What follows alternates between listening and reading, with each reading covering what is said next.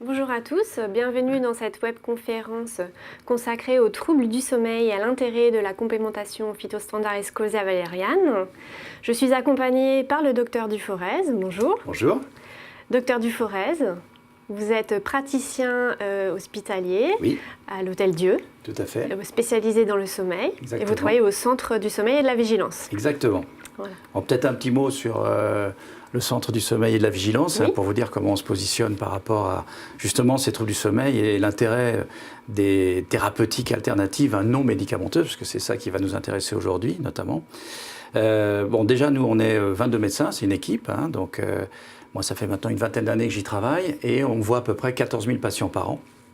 Alors, les patients qu'on voit, ce sont des gens qui ont des problèmes de sommeil depuis longtemps, qui ont déjà vu leur médecin généraliste, et donc c'est un petit peu biaisé dans le sens que ce n'est pas une première intention, mais d'un point de vue très concret, ça nous permet de voir d'une année sur l'autre que les troubles du sommeil se modifient, sont liés à un environnement qui se modifie également, et je pense que ça va être aussi l'objectif de ce que je vais vous présenter tout de suite, et justement après de ce que vous allez vous présenter sur les alternatives qu'on peut avoir autres que des médicaments classiques.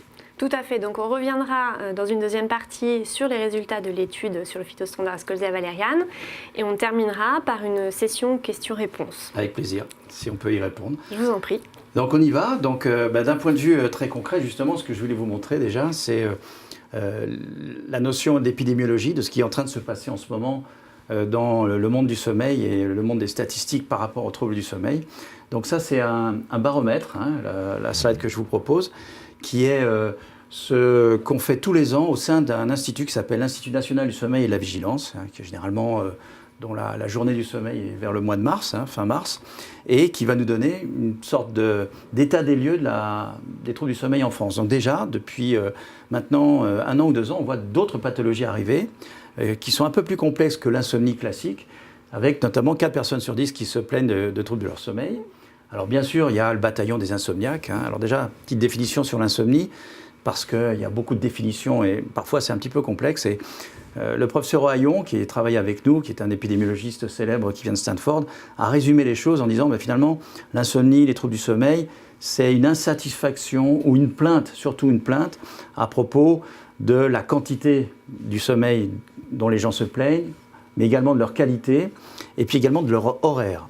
Et c'est là qu'on va voir apparaître des pathologies qui vont s'intriquer. Il y a bien sûr classiquement l'insomnie, mais il y a surtout les troubles du rythme du sommeil, avec des gens qui vont avoir des problèmes pour s'endormir tôt, qui vont avoir des problèmes pour se lever. Et je dirais que c'est un sujet d'actualité, parce que l'horloge biologique en ce moment, c'est le prix Nobel.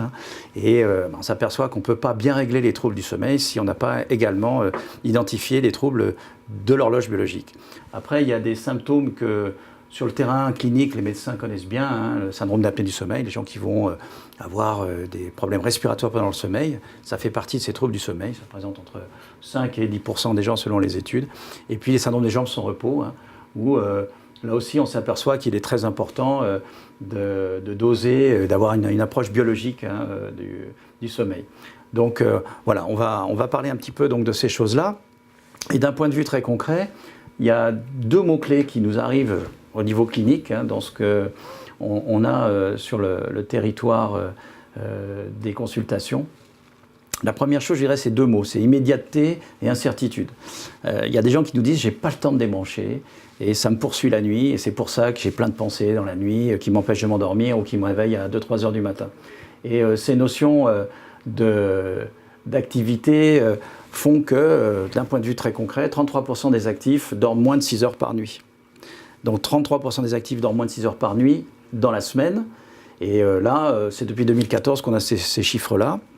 Et ça nous pose clairement ces problématiques de dire que, ok, qu'est-ce qui se passe? Eh bien, je suis obligé de répondre, je suis un petit peu anxieux, j'ai cette notion absolument de répondre immédiatement à tous ces mails qui m'arrivent, à une densification de mon travail. Et donc, très clairement, là, cette notion d'incertitude va jouer. Et on a de plus en plus de gens qui, a priori, n'ont pas des pathologies anxieuses, qui ne sont pas des névrosés anxieux que les psychiatres connaissent bien, mais qui ont cette notion de perfectionnisme, d'anxiété, qui fait que ça va générer des troubles du sommeil qui, finalement n'existait pas avant. Donc la notion d'anxiété, elle est vraiment très très importante. Et donc ça se traduit aussi par des populations qui viennent nous voir de plus en plus jeunes. Et là, je vous montre sur justement le baromètre de l'INSV en 2015 que sur une base de 50 000 adultes, donc on est vraiment sur des grosses bases de données, et bien encore une fois, chez les 35-55 ans, donc des gens actifs, vous avez que 33% des gens qui dorment 6 heures au moins. Et alors la problématique, c'est qu'ils vont dormir moins dans la semaine, et évidemment, ils vont récupérer cette dette de sommeil chronique, cette privation de sommeil chronique le week-end. C'est là où les problèmes d'horloge biologique vont arriver. Et d'un point de vue épidémiologique, on sait que souvent, les agendas de sommeil dont on parlera, puisque je crois que c'est le sujet de l'étude aussi très précisément, c'est qu'ils sont extrêmement importants. Ce n'est pas une nuit qui pose problème, mais c'est sur 15 jours. Et on va voir par exemple que la nuit de vendredi à samedi, épidémiologiquement, est souvent la meilleure, et puis que la nuit de dimanche à lundi est souvent la pire. Et donc de comprendre comment ça fonctionne, ça prend du temps, mais c'est extrêmement intéressant sur la prise en charge. Et là, donc, on voit très clairement que ces notions de plainte sont clés sur justement cette problématique des gens jeunes. Un des points clés aussi qu'on voit arriver, c'est chez les adolescents. Et chez les adolescents, eh bien, besoin de sommeil estimé, c'est 9 heures. Là, très clairement, en France, en ce moment, on a des durées moyennes d'à peu près 5h40. Donc 5h40, c'est vraiment pas beaucoup la semaine. Évidemment, c'est beaucoup plus le week-end.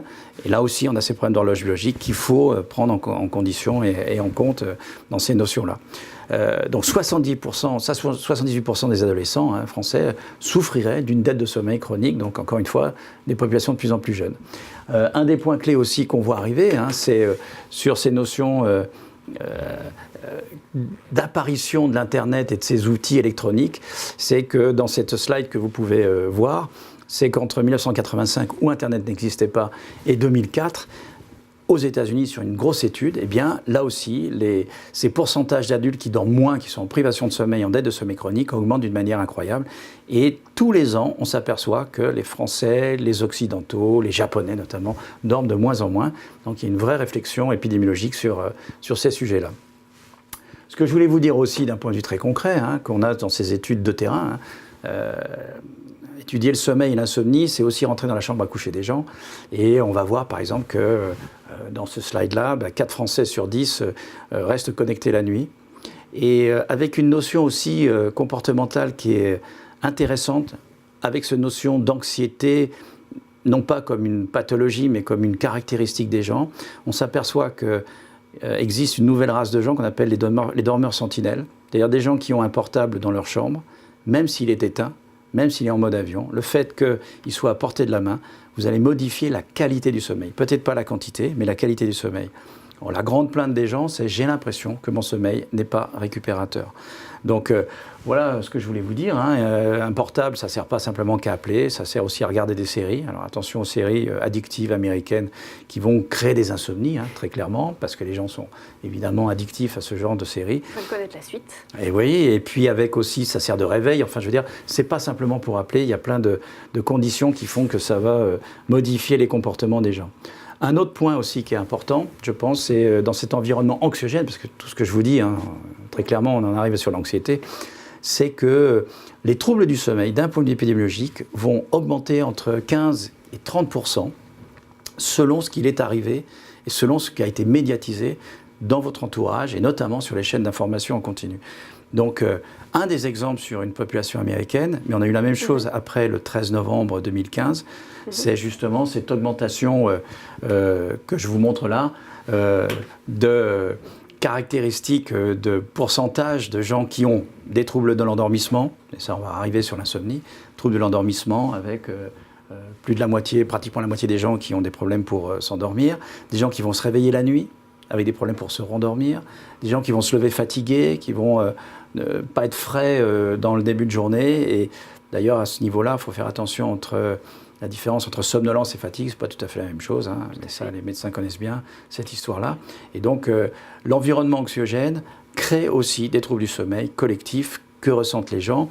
Et c'est assez intéressant aussi de leur donner des comportements adaptés par rapport à ces troubles du sommeil.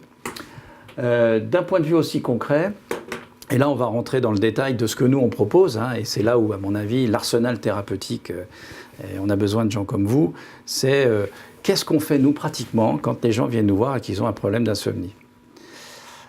Déjà, les gens qui viennent nous voir, c'est des gens qui sont insomniaques depuis longtemps et qui ont une plainte relativement importante depuis un certain temps. Le deuxième point, c'est que c'est des gens souvent qui ont pris des médicaments classiques, que ce soit ce qu'on appelle les zozos, c'est zolpidem, zopiclone, donc des endormisseurs, entre guillemets, soit des benzodiazépines, soit des antidépresseurs. Ils ont essayé différentes choses, mais ça ne fonctionne pas. Qu'on leur a proposé parce que souvent ça ne marchait pas, ou ça ne marchait pas à long terme. Et puis les gens viennent nous voir en disant j'ai lu, et ça m'inquiète beaucoup évidemment, comme ils sont souvent un tempérament anxieux, j'ai lu que ça nous faisait des trous dans le cerveau, qu'il y avait l'Alzheimer derrière, que je ne veux plus rien prendre. Et donc, c'est des gens qui soit refusent de prendre un médicament, soit en ont pris beaucoup et sont très inquiets sur le fait qu'ils veulent arrêter. Donc, il y a le phénomène de sevrage qu'on va avoir à régler. Et donc là, je vous ai listé, en quelque sorte, certaines techniques, le plus large possible, qui nous permettent de dire, bon, ben ok, maintenant, qu'est-ce qu'on peut faire?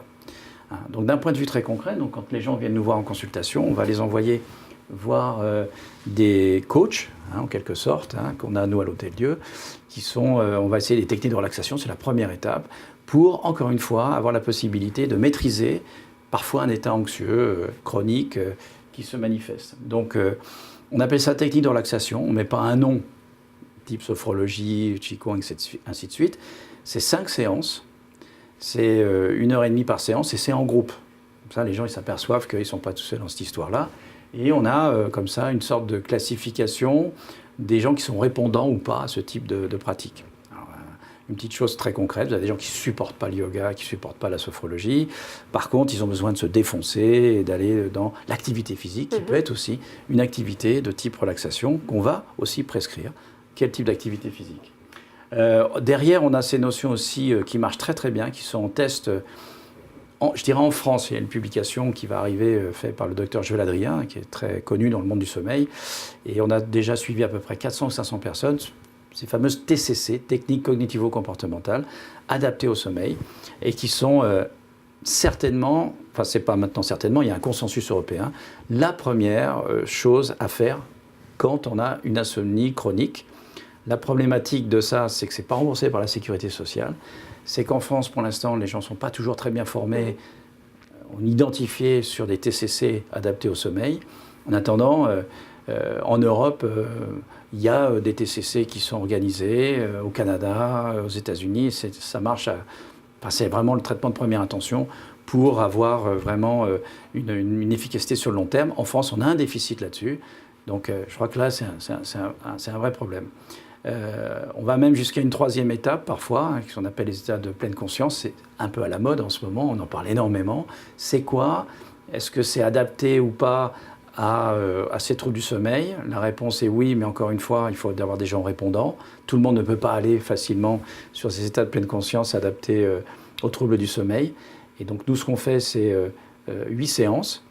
Donc si je résume, 5 séances de techniques de relaxation, 6 séances de TCC, de reprogrammation par rapport au sommeil, et puis éventuellement, si les gens sont répondants, aller vers la pleine conscience, qui peut très bien marcher aussi.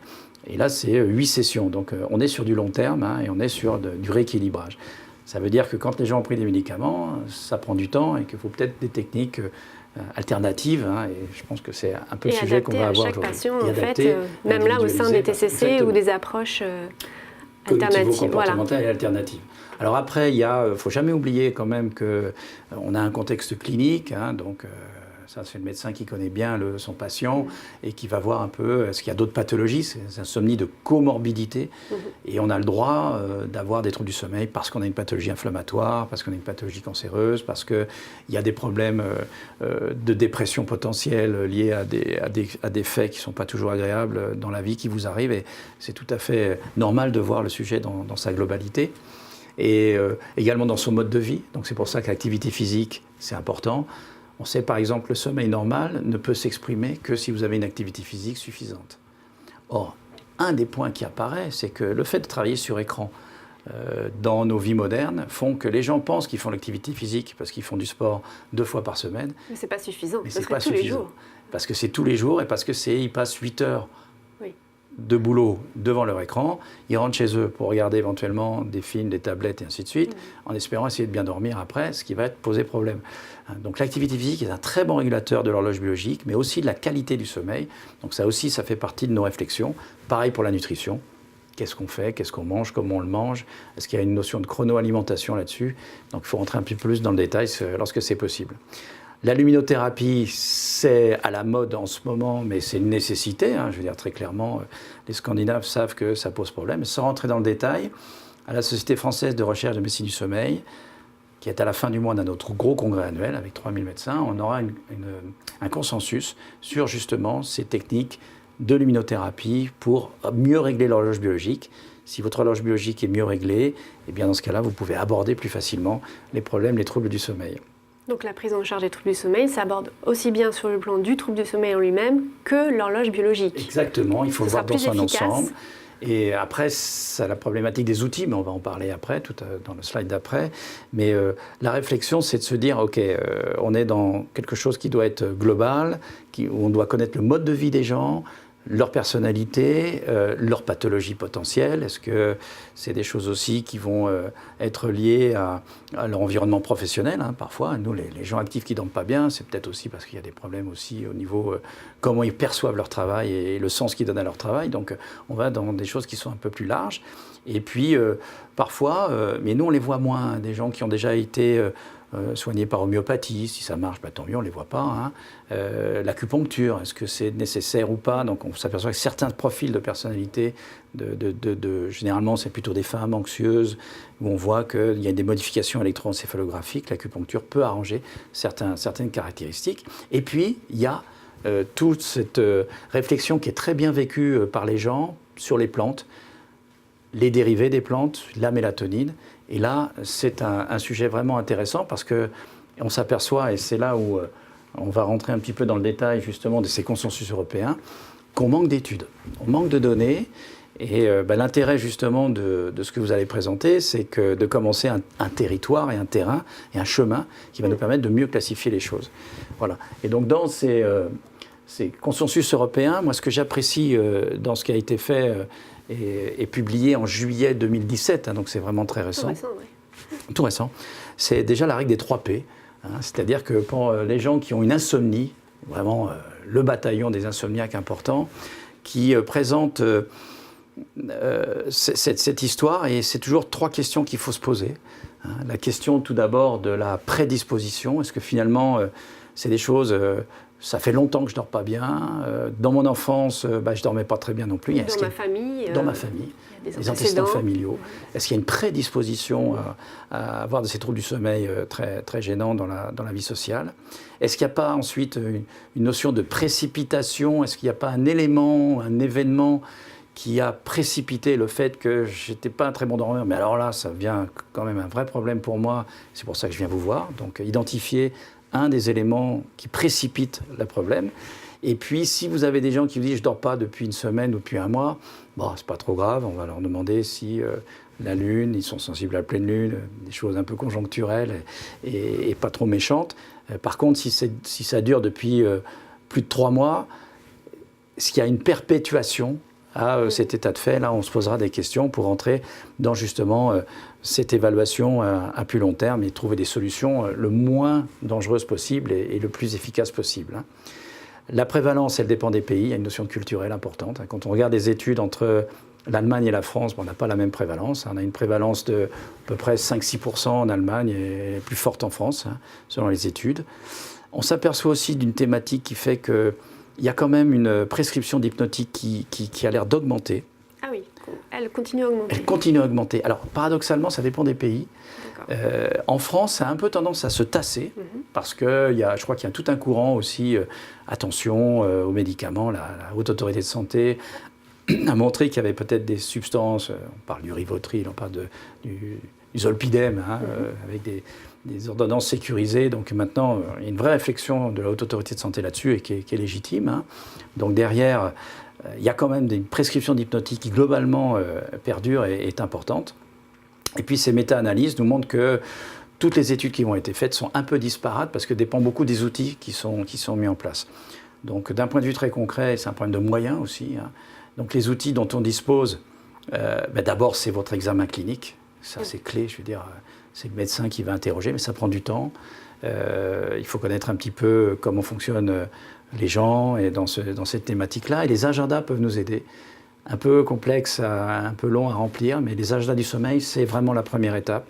Si vous avez la possibilité, et je vous donne d'ailleurs ce moyen très concret, c'est que on a un institut qui s'appelle l'Institut national du sommeil et de la vigilance. Vous pouvez imprimer des outils, des agendas, des recommandations de mode de vie.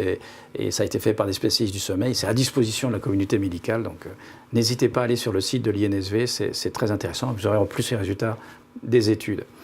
Donc ces agendas du sommeil, c'est intéressant. Après, d'autres notions pour nous spécialistes sont intéressantes, c'est ce qu'on appelle l'actigraphie, c'est-à-dire l'actimétrie. Donc c'est la caractéristique de mesurer les rythmes veille-sommeil, jour et nuit, voir les différences qui peuvent arriver selon ce qui vous arrive dans la journée et ce qui va vous arriver le lendemain. Donc là, on a une sorte vraiment de choses objectives qui permettent de confirmer ou pas le subjectif. Le problème, c'est que ce n'est pas des examens remboursés par la Sécu. Il y a de plus en plus de gens qui vont utiliser des outils connectés. Je crois qu'il faut les encourager, non pas à les utiliser n'importe comment, mais qui nous donnent l'information, parce que les outils connectés, même s'ils ne sont pas bien validés, même si on sait que parfois il y a beaucoup de marketing là-dedans qui va un peu fausser... Oui, c'est l'interprétation des données qui est délicate. Voilà, c'est de l'actimétrie sommaire, mais qui nous permet quand même de voir des durées du sommeil qui ne sont pas trop mauvaises, et surtout les latences d'endormissement. Donc, si des gens vous présentent ces choses-là, il faut les accueillir, c'est intéressant, parce que dire oui, il y a une prise en charge finalement de ce qu'ils font. Et puis après, le gold standard, mais ça c'est dans les centres du sommeil compétents, c'est la polysomnographie, où on va voir l'architecture du sommeil, sa quantité, sa qualité, ses micro-éveils, et ainsi de suite. Voilà, donc ces outils existent. Et puis, dans les questionnaires, on a des questionnaires très pertinents. Donc, on a des questionnaires comme le fameux questionnaire d'Epworth, qui est très connu des médecins, sur ces notions de est-ce que les gens sont somnolents parce que peut-être il y a une pathologie respiratoire, des apnées du sommeil, voire une dépression, voire des maladies génétiques qui sont derrière. Questionnaire de Ford sur stress et sommeil. Et puis, des questionnaires liés à l'anxiété. Ça, je crois que vous allez nous en parler. On en parlait tout à l'heure. Lié aussi à l'index de sévérité de l'insomnie. Donc ça a été élaboré notamment par des Canadiens et qui sont vraiment très très intéressants parce qu'on a des scores objectifs et qui nous permettent de mieux comprendre où on en est. Voilà, donc c'est ça que je voulais vous dire dans un premier temps. On est sur un arsenal qui commence à s'évaluer à des vitesses différentes. On a beaucoup évalué les médicaments parce qu'il y avait des moyens importants dont on a pensé qu'ils allaient révolutionner le sommeil dans les années 90. On s'aperçoit qu'il y a des effets secondaires. C'est pas fini parce qu'il y a d'autres territoires qui vont être investigués avec d'autres types d'insomnie, de médicaments contre l'insomnie. Mais je pense que c'est très intéressant aussi, et c'est comme ça que je vais vous passer la balle, d'investiguer la réalité finalement de produits existants dérivés de plantes et de différents types de plantes où on manque d'études, et de commencer ce type d'études est vraiment quelque chose d'intéressant, et c'est pour ça que je suis très intéressé par ce que vous avez fait et parce qu'on va pouvoir partager. Très bien. Donc en fait, si vous pouvez passer la diapo. Oui.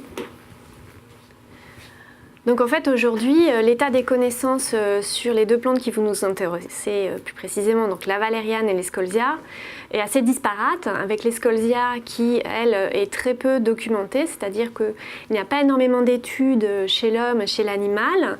Il y a quelques indices quand même qui nous guident vers un effet GABAergique, donc comme pour les benzodiazépines, pour faire un raccourci. Et ce qui est important, c'est qu'il y a l'Agence européenne des médicaments qui a validé cet usage traditionnel, donc sur la base de ces données précliniques et cliniques, même si elles sont minces, et aussi sur l'usage traditionnel qu'on retrouve dans différents pays pour ces préparations à base d'escolzia. Pour la valériane, la situation est un petit peu différente. On a beaucoup plus de données. On a beaucoup plus de données aussi précliniques sur les mécanismes d'action, toujours sur cette voie GABAergique. Ça a été pas mal exploré sur l'axe anxiété et l'axe sommeil. Et là, comme il y a eu beaucoup d'études chez l'homme, des auteurs ont fait des revues, des méta-analyses. Ils ont essayé de regrouper l'ensemble de ces articles qui traitent de l'effet de la valériane sur l'anxiété et sur le sommeil et d'essayer de tirer une conclusion de toutes ces études. Et là, on est un tout petit petit peu, pas déçus, mais frustrés, parce que en fait, les conclusions de certaines méta-analyses vous disent oui, il y a un effet intéressant de la valériane prouvé dans les études sur le sommeil, et d'autres non.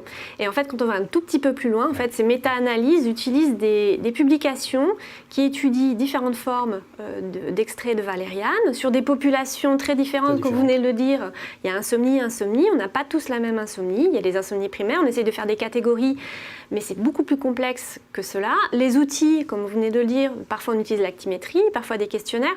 Donc en fait, on a une multitude d'études qui sont toutes différentes, et c'est là où la méta-analyse perd un peu de leur sens, c'est que regrouper des études qui n'ont pas vraiment qui sont très disparates, ça noie les résultats et on ne peut pas tirer de bonnes conclusions.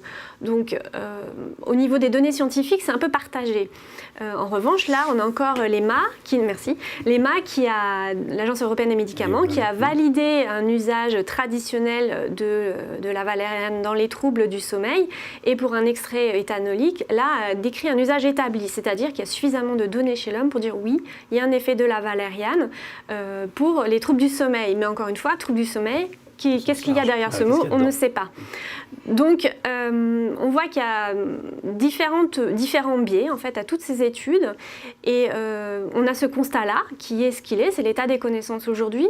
Mais d'un autre côté, nous avons des professionnels de santé, médecins et pharmaciens, qui utilisent l'Escolsia, le phytostandard Escolsia et valériane dans les troubles du sommeil et dans l'anxiété, et qui nous disent que leurs retours terrain sont vraiment très positifs. Donc c'est un peu ce qui a déclenché en fait l'étude, de réaliser cette étude observationnelle sur une complémentation en phytostandard Escolsia valériane dans une indication précise, je vais y revenir après. Et Dr Duforez, vous avez été l'expert médical dans cette étude, vous nous avez conseillé. Je n'étais pas tout seul. Hein. Non, il y avait le service clinique Pilège qui a conduit l'étude, Dr Beck aussi qui était coordinateur de l'étude, et on a fait un travail tous ensemble pour essayer d'aller un peu plus loin dans cette retour terrain. Et justement, c'est le but d'une étude observationnelle, c'est d'aller formaliser ces retours que nous avons des professionnels de santé, là, en l'occurrence, pour décrire l'effet de cette complémentation sur le sommeil. Faire une étude, quelle qu'elle soit, observationnelle ou autre, en fait, nous impose de rédiger un protocole. Et ce protocole va définir un certain nombre de points, comme la population étudiée, c'est-à-dire à quel trouble du sommeil on va s'intéresser, les données qui vont être mesurées, et par quels moyens, est-ce qu'on utilise un questionnaire, une actigraphie, etc. Déterminer un critère principal, donc c'est très important ce critère principal, c'est le critère sur lequel on s'attend à avoir une évolution, et de réaliser ensuite une analyse statistique de ces données, puisqu'on aura défini un cadre très précis. Et dans l'étude que nous avons menée aujourd'hui, nous avons décidé de nous intéresser à l'insomnie liée à l'anxiété. C'est notre population. Nous avons défini le critère principal comme étant la sévérité de l'insomnie, que l'on évalue via le questionnaire EASY pour index de sévérité de l'insomnie, je vais vous l'expliquer juste après. Et comme on a défini un critère principal, eh bien, on peut décalculer un nombre de sujets à inclure dans cette étude en fonction de la variation à laquelle on s'attend, ça en regardant la littérature et voir comment ça peut évoluer par rapport aux données précédentes. Alors là, je vais vous présenter un petit peu comment s'est déroulée l'étude concrètement. Donc, il y a 18 médecins généralistes qui ont participé à cette étude. Et lorsqu'un patient venait à leur cabinet avec une plainte d'insomnie, d'anxiété, il leur a proposé de participer à cette étude. Et pour cela, ils devaient vérifier un certain nombre de critères d'inclusion et de non-inclusion. Nous avons pu, via ce recrutement, avoir 36 sujets dans notre étude, ce qui était prévu par les statistiques. On a validé la population, ce nombre précis. Et à cette première visite, en fait, on a calculé le score de sévérité de l'insomnie, le EASY, qui devait être supérieur à 7. Et aussi, on a évalué leur état d'anxiété en utilisant le questionnaire Hamilton. Alors, le questionnaire EASY, donc c'est ce qui va nous permettre d'évaluer, de suivre notre critère principal. C'est 5 questions que l'on pose aux patients qui va permettre de déterminer 4 classes d'insomnie, soit pas d'insomnie, soit une insomnie légère, modérée ou sévère. Donc on a 4 catégories. L'échelle Hamilton de l'anxiété, qui évalue avec 14 questions les symptômes d'anxiété psychique et somatique, lui permet de déterminer 3 classes d'anxiété, l'anxiété légère, légère à modérée et modérée à grave. Tous ces questionnaires, comme vous l'avez dit, sont validés et des outils reconnus. Donc on a une fiabilité des données qu'on obtient. Donc, la première visite s'effectue.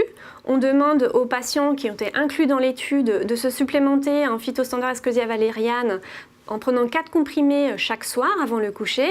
Et la première semaine, on leur a demandé de remplir un agenda du sommeil. Là encore, un outil qui est reconnu et utilisé très largement dans les études. Systématiquement. Et même au cabinet, on peut l'utiliser. Oui, tout à fait.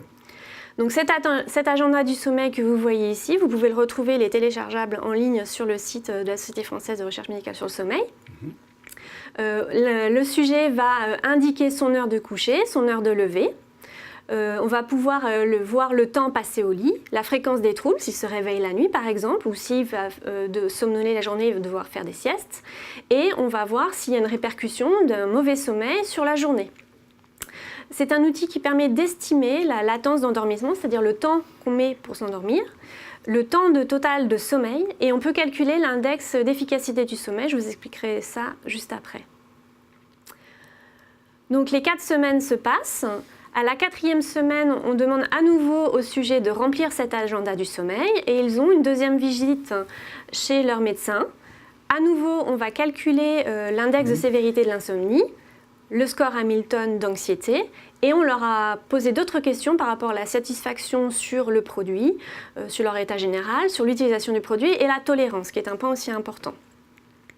Donc le critère principal de cette étude, c'est l'évolution de ce score de sévérité d'insomnie entre le début et la fin de l'étude.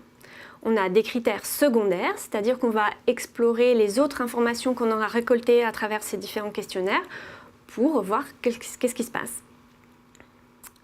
Donc là, je vais vous présenter la population qu'on a étudiée, c'est-à-dire on appelle ça les données démographiques.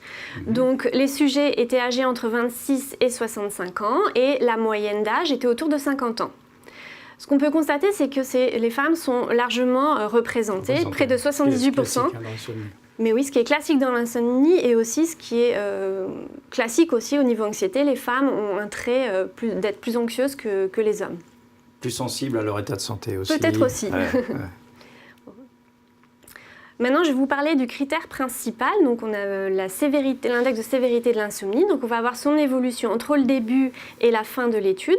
Donc là, ici, vous avez le score moyen d'insomnie des sujets à l'inclusion de l'étude. Ils étaient classés dans une catégorie d'insomnie modérée. Et au bout de 30 jours de traitement, on a une diminution du score d'environ 5 points. Et la moyenne des sujets, en fait, sont dans une catégorie d'insomnie légère.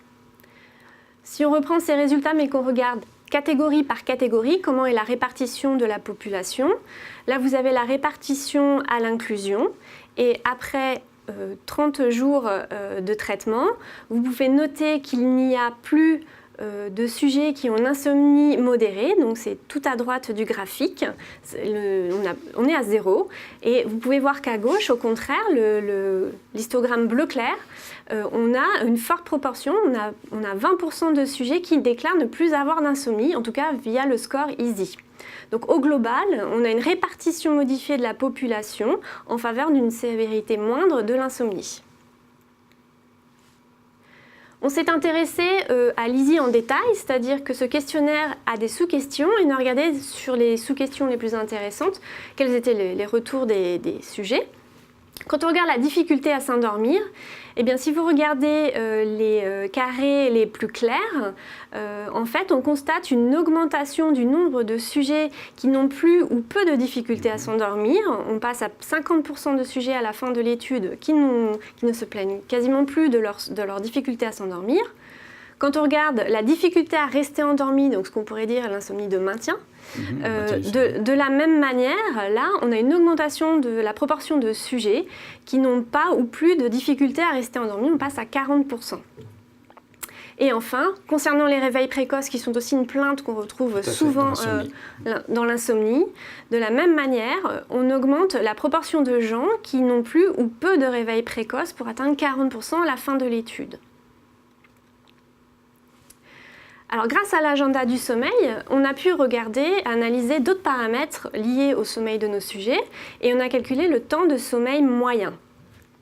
Au début de l'étude, les sujets dorment 6h40 à peu près et à la fin de l'étude, ils ont gagné 34 minutes sur leur temps total de sommeil. Cet effet est significatif.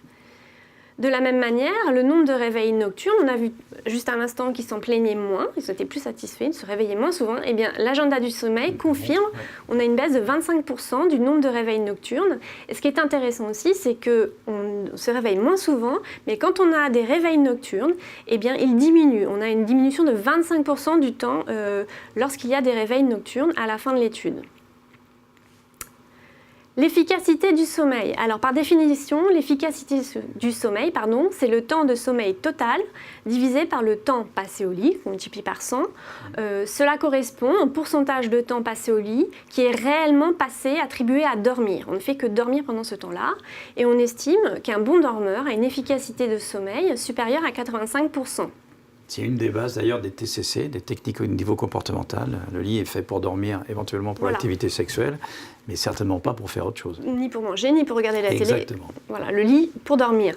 Et à l'inclusion, on avait 78%, on avait une efficacité de sommeil moyenne à 78%. À la fin de l'étude, on atteint 84%, donc on a presque arrivé à un niveau de bon dormeur. Les autres paramètres qu'on a regardés, donc des critères secondaires, c'est le ressenti du sujet par rapport, sa perception par rapport à son sommeil, ce qui est un point important dans le domaine du sommeil, parce que c'est bien d'augmenter les chiffres, la durée du sommeil, mais qu'en est-il du ressenti du patient? Et donc là, par rapport à la satisfaction par rapport à leur sommeil, là, on a plus de la moitié des sujets qui sont plutôt très satisfaits ou moyennement satisfaits de leur sommeil, et on en a 5 fois plus qu'à l'inclusion. Leur qualité de sommeil aussi, ils ont une perception d'une meilleure qualité de sommeil pour la grande majorité. Et ce qui est intéressant aussi, c'est que 70% des sujets constatent qu'ils ont moins de troubles associés à moins de troubles diurnes associés à leurs troubles du sommeil. Ils sont moins fatigués, moins irritables, moins somnolents. Donc on a un impact sur la qualité de vie en journée. On s'est intéressé donc aux troubles du sommeil liés à l'anxiété, donc on a analysé l'évolution du score Hamilton entre le début et la fin de l'étude. Et ce qu'on voit, c'est qu'au bout des 30 jours, on a une diminution de 7 points du score d'anxiété, donc qui est réduit. Et lorsqu'on regarde la répartition des individus en fonction de la sévérité de leur anxiété, ce qui est notable, c'est qu'on n'a plus de sujets qui ont une anxiété modérée à grave. La majorité des sujets n'ont qu'une anxiété légère. Donc, au global, on a une amélioration du niveau d'anxiété. Et ce qui est intéressant, c'est que le questionnaire Hamilton évalue des paramètres qui sont diurnes. Et même en prenant le phytostandard Esclesia valeriane en fin de journée, au coucher, cela a des répercussions dans la journée, le lendemain. Voilà. Et les derniers résultats que je vais vous présenter sont les résultats de tolérance et d'utilisation. Donc la tolérance, c'est important, c'est un facteur important de voir si on a des effets indésirables, des effets secondaires. Et là, aucun sujet, au cours de cette étude, n'a présenté de mauvaise tolérance au produit. Ils ont très bien supporté le produit. 97% des sujets déclarent que cette solution santé est facile à prendre, c'est-à-dire qu'ils ont très bien accepté de prendre 4 comprimés chaque soir pendant 1 mois. Et 82% des sujets sont satisfaits du produit et seraient prêts à continuer à l'utiliser. Voilà. Alors en conclusion sur cette étude, pour récapituler toutes les informations que nous avons obtenues dans cette étude observationnelle, on a pu constater une diminution significative de la sévérité de l'insomnie, c'était notre critère principal. On a également constaté des effets significatifs sur le sommeil, avec une augmentation du temps total de sommeil, une augmentation aussi de l'efficacité du sommeil, une réduction du nombre et de la durée des réveils nocturnes. Le sujet s'est senti comme ayant un meilleur sommeil, sa qualité a été vraiment perçue comme améliorée, ils sont plus satisfaits de leur sommeil et ils ont moins de symptômes liés à leurs troubles de sommeil, moins de symptômes diurnes. On a également vu une amélioration significative du niveau d'anxiété Hamilton. Et on a une bonne tolérance et une utilisation du produit. Donc voilà l'ensemble des grandes conclusions qu'on peut tirer de cette étude. Quel est votre avis sur cette étude, vous qui avez été expert médical pour nous accompagner? Déjà, je vous remercie de l'avoir menée, parce que c'est un point clé. Justement, on manque d'études sérieuses, statistiquement sérieuses, parce que la réflexion statistique est extrêmement puissante. On a été très très loin sur justement la significativité des données. Donc, ça a le mérite d'exister et de montrer qu'il y a une vraie efficacité. On est sur des résultats subjectifs qui sont évidents. Je veux dire, ça nous encourage, je dirais globalement, la communauté médicale à continuer sur cette voie-là, avec peut-être des études supplémentaires qui permettraient d'objectiver via des techniques comme l'actimétrie et de confirmer finalement que ce type d'anxiété qui n'est pas toujours très facilement pris en charge, soit on tape très fort et c'est trop fort, soit on fait rien et c'est pas valable, qu'il y a un territoire pour finalement, sans avoir les effets secondaires des médicaments chimiques puissants, mais en ayant une réponse adaptée à ces gens-là, de type plante ou dérivé, qui serait vraiment extrêmement intéressant. Donc je pense que c'est vraiment un premier pas totalement pertinent, et d'ailleurs, il y a une vraie réflexion, je dirais, sur un poster scientifique que vous allez potentiellement soumettre, pour ouvrir la voie sur des études consistantes, pertinentes, et puis qui permettraient peut-être d'aller encore plus loin dans l'exploration de ce type de démarche. Donc comme vous le venez de le dire, donc nous avons déjà communiqué sur ces résultats. Vous pouvez les retrouver en partie dans le Connexience qui a été publié en août. Vous avez parlé d'un congrès du sommeil de la SFRMS. SFRMS, oui, tout à fait. En mois de novembre, nous avons soumis un abstract pour un poster au congrès. Donc on attend les résultats avec impatience. Et puis bien sûr, on veut communiquer ces résultats. Donc on a un article en préparation qu'on va publier dans une revue à comité de lecture. Comité de lecture international. Voilà, on va essayer de cibler une revue. C'est rentré dans PubMed, voilà, qui est la bible de... Pour retrouver les résultats et les diffuser à la communauté scientifique et médicale. Voilà, donc je voulais aussi conclure sur le fait que aujourd'hui, quand un patient se présente à votre cabinet qu'il a une plainte de sommeil, je pense, et vous serez, je pense, d'accord avec moi, c'est que le point numéro 1, c'est d'identifier les troubles du sommeil, parce qu'on peut voir plusieurs troubles du sommeil en même temps. Intriqués l'un à l'autre. Et aussi essayer de déterminer son origine pour pouvoir après proposer une solution. Enfin, il faut déjà poser un diagnostic. Oui, et après poser... La clinique, elle est clé. C'est ce que vous me disiez tout à l'heure. La clinique est un élément important et connaître toutes les dimensions de son patient. Vie, exactement. Voilà. Donc c'est tout un travail, toute une approche et il faut passer du temps pour pouvoir comprendre son patient. C'est un peu le facteur limitant, c'est le facteur temps, mais... Je veux dire, le médecin dit de famille, anciennement, c'est clé pour comprendre vraiment la composante globale, à la fois la personnalité du sujet qui vient se plaindre, parce que la plainte n'est pas toujours la pathologie, mais par contre, il y a l'expression et il faut y trouver une réponse. Et puis, encore une fois, cette personnalité, elle s'exprime dans quel environnement? Environnement familial, environnement personnel, environnement professionnel, en fonction de l'âge, en fonction de ces caractéristiques-là, trouver la meilleure solution potentielle et possible en ayant le moins d'effets secondaires possible. Et pour vous aider à poser un diagnostic, parce que c'est vrai que c'est complexe, que c'est pointu, il y a des formations qui vous sont proposées par le laboratoire Pilège pour essayer de décortiquer, débroussailler toutes ces notions. En étant d'expertise plus fine. Voilà, avec vous avez participé justement à la mise en place de cette pédagogie, comme on dit, pour essayer d'essayer de poser un diagnostic. Et une fois que le diagnostic est posé, chez Pilège, vous avez plusieurs solutions santé à votre disposition pour essayer d'individualiser votre traitement, parce que c'est vraiment une prise en charge individuelle.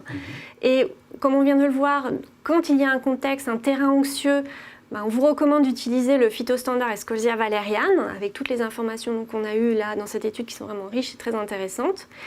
Et quand il y a un lien de ce trouble du sommeil avec une désynchronisation des rythmes circadiens, vous en avez parlé, on peut avoir les deux qui sont liés. C'est souvent intriqué. Souvent c'est intriqué.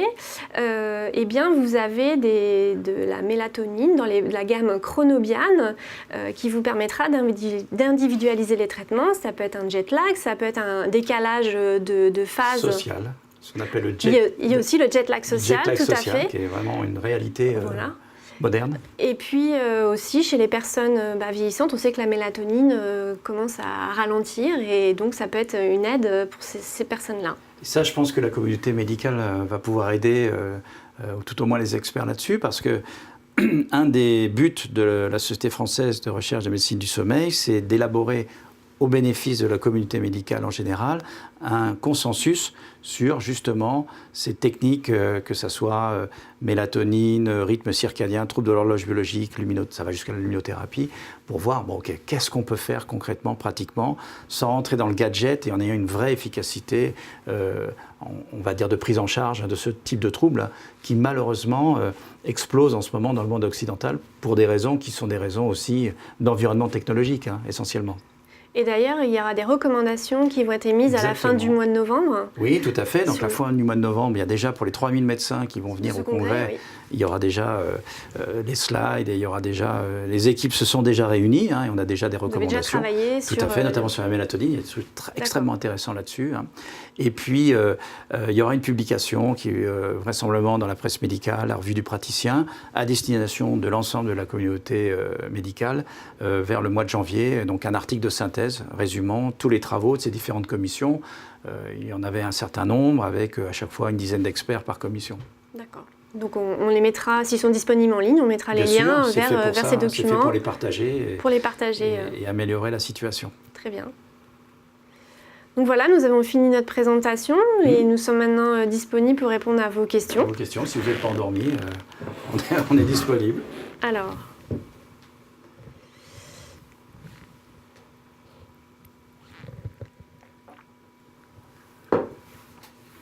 il y a une question de Anne-Marie sur les troubles du sommeil depuis l'enfance et pour les enfants hyperactifs. Qu'est-ce que vous conseillez comme prise en charge? D'abord, c'est une très bonne question parce que c'est une question d'actualité. Et le vous sommeil, l'avez montré. Voilà, le sommeil de l'enfant et de l'adolescent, on va poser une vraie réflexion. On parle d'hyperactivité, c'est une vraie question aussi. D'un point de vue très pratique, il y a des groupes de travail qui sont en train de se spécialiser sur le sommeil de l'enfant. Parce qu'il y a une notion à la fois génétique, parce qu'il y a des gens hyperactifs qui sont nés avec certaines caractéristiques d'hyperactivité qu'il faut bien différencier d'autres pathologies ou d'autres caractéristiques normales d'ailleurs. Il y a une composante éducationnelle qui est extrêmement importante. Par exemple, on s'aperçoit que les troubles de l'enfant, c'est pas la même chose si c'est le premier d'une fratrie ou si c'est le deuxième ou le troisième, parce qu'il y a une éducation des parents à avoir. Il y a des causes sociales aussi parfois qui arrivent avec des parents qui travaillent et c'est pas si simple que ça. Donc ce consensus global qui fait intervenir plusieurs types de spécialités. Par exemple des pneumos, parce qu'on s'est aperçu que les apnées de l'enfant, c'est une réalité, que ça peut perturber le sommeil. Il n'y a pas que la terreur nocturne et les cauchemars, ça existe bien sûr, mais il y a vraiment tout un contexte global. Donc là, cette question, en ce qui nous concerne à l'Hôtel-Dieu, je ne peux pas trop y répondre parce qu'on voit que des gens de plus de 18 ans. Mais par contre, il y a des spécialistes qui sont notamment à Lyon, qui sont notamment à Robert Debré, et qui justement vont travailler sur le sommeil de l'enfant, à Strasbourg aussi, qui sont extrêmement pertinentes. Donc on aura des éléments de réponse plus précis sur cette question-là dans le futur. Et si ma mémoire est bonne, il me semble que pour les enfants, il y a des plantes qu'on peut utiliser, surtout pour les problèmes de sommeil liés à une anxiété ou les angoisses, la peur d'aller à l'école le lendemain, ce genre de choses. Tout ce qui est sur un terrain anxiété, toutes les plantes, enfin certaines plantes peuvent être utilisées chez l'enfant pour essayer de les apaiser et d'avoir un sommeil plus réparateur. Et puis le biais sur lequel, mais je pense qu'en France on est bien armé là-dessus, sur cette notion parfois de faire attention à des modes notamment issus des États-Unis, où beaucoup de gamins ont été traités un peu par excès, parce qu'ils étaient classés comme hyperactifs, avec des médicaments puissants qui ont des effets secondaires. Donc bon, c'est bien de poser les choses et puis de voir qu'est-ce qui est lié aussi à l'éducation parentale ou pas. Par exemple, d'un point de vue très concret, on s'aperçoit que si vous ne faites pas d'éducation du sommeil à des souriceaux nouveau-nés, vous en faites des souris insomniaques. Et donc le professeur Joël Adrien, qui est président de l'UNSV, qui travaille beaucoup là-dessus, a vraiment dit que l'éducation des parents sur caler une horloge biologique, amener des rituels de sommeil, font qu'on va faire des bons dormeurs, alors que s'ils ne sont pas éduqués à sommeil dès le nourrisson, vous avez potentiellement des gens qui vont poser des problèmes. D'accord. On a une autre question d'Isor qui nous demande si nous avons des effets secondaires de la mélatonine qui auraient été rapportés, puisqu'elle a eu le cas d'une patiente qui a eu des réactions paradoxales, réveillée toute la nuit, hypervigilance, et d'autres cas où elle a eu des céphalées. Est-ce que la mélatonine n'est pas sans effet secondaire? Non, non, ça va faire partie justement de l'objet de ce consensus, mais sans rentrer trop dans le détail, on s'aperçoit que d'abord c'est une hormone, hein, donc il y a une vraie efficacité, qu'il y a une notion de variabilité individuelle importante. Il y a pour la même dose de mélatonine, des gens vont avoir des pics différents selon la manière qu'ils ont de la métaboliser. Leur métabolisme. Exactement. Et donc, ce n'est pas un traitement qu'on va donner largam à nu comme ça. Donc, il y a une vraie identification de savoir si la mélatonine, à quelle dose et quand la donner. Il y aurait un effet, il y a un effet, c'est pas il y aurait, c'est il y a maintenant, c'est clairement identifié, un effet soporifique, dans ce cas-là c'est avec certaines doses proches de l'heure du coucher, c'est quand les gens ont des réveils nocturnes, et puis il y a cet effet chronobiotique, où là c'est un effet non pas de dose, mais de donner au bon moment, de timing, et qui va se faire avec des doses beaucoup plus faibles, parce que dès 0,5 à 1 mg, il y a une efficacité. Et si on en donne trop, si ce n'est pas adapté à la personne, si ce n'est pas personnalisé, vous pouvez avoir des effets indésirables, de type somnolence, ce qu'on a fait une espèce pile aussi, c'est-à-dire de débordement, avec des gens qui peuvent avoir des somnolences dans la journée, donc l'effet inverse de ce qu'on voulait, voire même des effets de type secondaire, céphalée. Il y a aussi un truc, c'est que c'est métabolisé par le foie. Il faut faire attention aussi, ça peut être un effet ralentisseur. Enfin, oui, si le foie voilà, modification, notamment des anticoagulants, des choses de ce style-là. Donc, ce n'est pas anodin. Très bien. On a une question d'Anne-Marie qui nous demande comment se réalise une actigraphie. Ah, très bonne question aussi. Alors, l'actigraphie, c'est le port d'une montre particulière qui on appelle, nous, un actimètre ou un actiwatch. Dans le monde scientifique, il n'y en a que 2 modèles qui sont validés par rapport à la polysomnographie. Donc, dans les études de recherche que l'on a internationales, par exemple sur le sommeil d'un Alzheimer, avec des troubles de l'horloge logique importants, eh bien, c'est l'actimètre qui est vraiment la référence. C'est une montre qu'on va porter 24/24 et qui va nous donner, avec des algorithmes très précis, le degré d'activité et deux données extrêmement importantes, ce qu'on appelle le L5, c'est-à-dire les 5 heures où le sommeil est de meilleure qualité en termes d'activité, moindre, et puis le N10, qui sont les 10 heures où il y a le plus de vigilance. Donc derrière, on va avoir des index de fragmentation du sommeil, on va avoir une vraie latence d'endormissement, on va avoir... Parce que l'agenda du sommeil, c'est quand même pas très facile à remplir. Non, ça peut être anxiogène de dire à quelle heure je me suis endormie. Moi, je ne sais, je suis incapable de vous dire à quelle heure je me suis endormie. Je sais à quelle heure je me suis couchée, mais à quelle heure je suis vraiment, j'ai basculé dans le sommeil, c'est très difficile à... Anecdotiquement, l'agenda du sommeil, parfois, peut créer des insomnies, hein, parce que pour notamment des anxieux qui vont se demander à quelle heure exactement je me suis endormi, ils regardent l'heure et ils ne regardent plus, après ils n'ont plus envie de dormir. Donc c'est une vraie problématique. L'actimètre nous permet justement d'objectiver ces choses-là. C'est un très bon outil. La problématique, c'est que, 1, ça coûte cher. 2, c'est pas remboursé par la sécurité sociale pour le moment. Hein. Il y a tout un groupe qui essaye justement de montrer l'intérêt de ce type de solution pour mieux comprendre les rythmes veille-sommeil et puis les troubles du sommeil. Voilà, mais c'est très facile d'utilisation. Alors derrière, il y a une interprétation, c'est-à-dire que derrière, vous avez des données et d'un point de vue concret, on recule la montre, ça passe par un logiciel qui va derrière sortir plein de courbes brutes. Il faut isoler ces courbes, les interpréter pour ensuite avoir le retour avec le patient. Mais je pense que, très honnêtement, hein, dans les années qui viennent, les montres connectées qui sont déjà là vont nous permettre d'approcher ce type de démarche, même si elle n'est pas médicale ou médicalisée. Dans les années qui viennent, on va avoir des algorithmes de plus en plus intéressants. Très bien. Une question de Rennes qui nous demande où est-ce qu'on peut trouver les questionnaires dont on a parlé tout à l'heure et les échelles de sommeil. Elle ne les a pas trouvées sur le site de l'INSV, mais je pense qu'on peut les trouver sur d'autres sites. Certains, par contre, ne sont pas libres de droit. Oui, tout à fait. Je ne suis pas sûre que l'index de sévérité de l'insomnie soit libre de droit. Je crois que pour l'utilisation médicale, on peut le faire. parce que là, c'est un outil. Oui, c'est comme...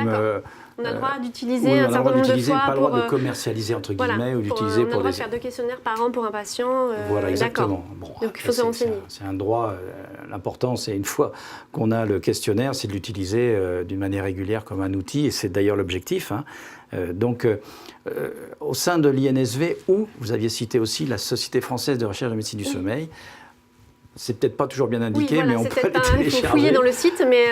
Quitte à les appeler d'ailleurs, parce que une chose qu'on peut faire... Sur le site de l'Hôtel Dieu aussi, il me semble qu'il y a des questionnaires. Alors, le site de l'Hôtel Dieu, on a des questionnaires qui sont qu'on fait remplir théoriquement à toutes les personnes.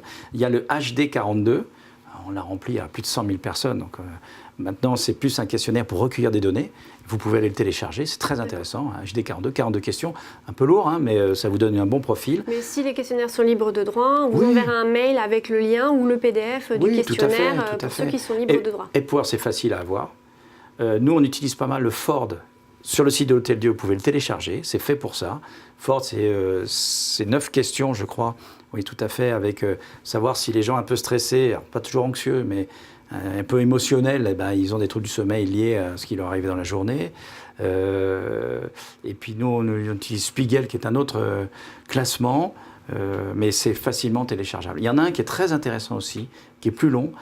Dans les rythmes chronologiques, c'est le questionnaire de Horn et Hotzberg. C'est 19 questions, un peu long à remplir, par contre très intéressant pour connaître mieux la personne.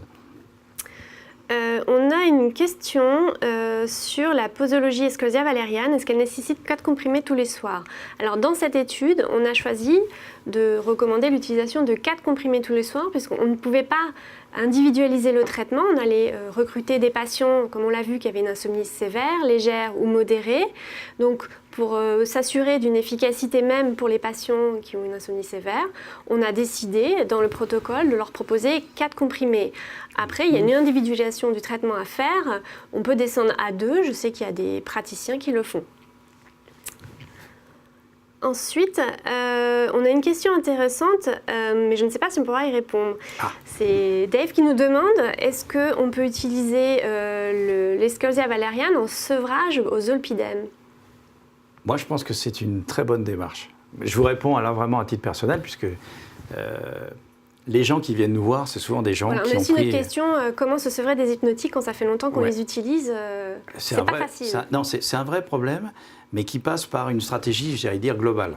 Donc ça, c'est des choses qu'on a vues avec le docteur Patrick Lemoine, qui est vraiment un spécialiste de sevrage. Et nous, on est interrogés là-dessus. Et donc, l'objectif, c'est vraiment... Si on dit on arrête tout, je veux dire, on a un pourcentage d'échec terrible parce que c'est compliqué.